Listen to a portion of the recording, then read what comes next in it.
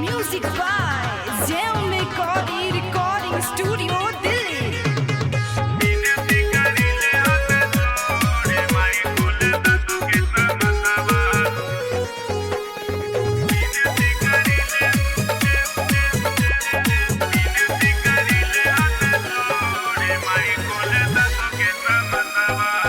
माघ महीनावा मंगल दिनवा आई है मैया मोर हो। माघ महीनावा मंगल दिनवा आई है मैया मोर हो।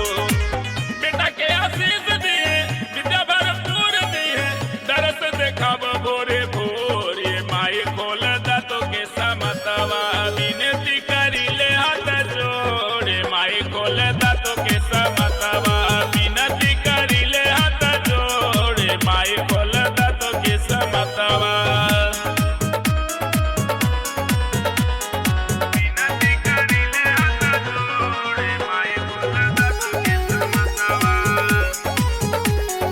विनती करी ले हाथ जोड़े। कई के हंस के सवारी अइहा मोर महतारी करिहा तनिको न देरी। अइहा बेटा के दुआरी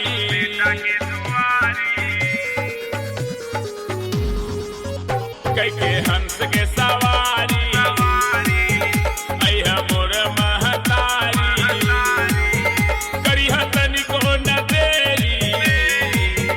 अइहा बेटा के दुआरी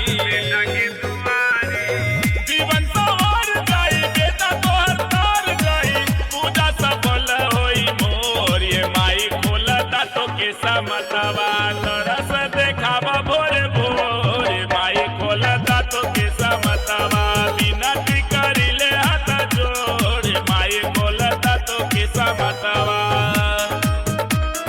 विनती करी ले हाथ जोड़। माई खोल दातो के समतवा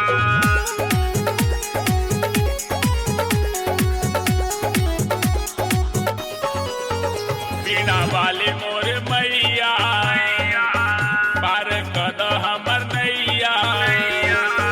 बारू तू ही तखेवैया हो जा हम पे सहैया।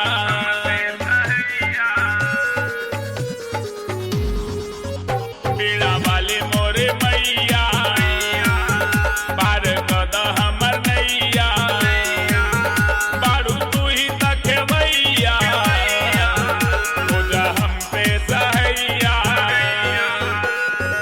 बेटा या मान गुलशान जितंदर कहे सुरवा सा ज्यादा माई मोर। ये माई खोल दातो के समतवा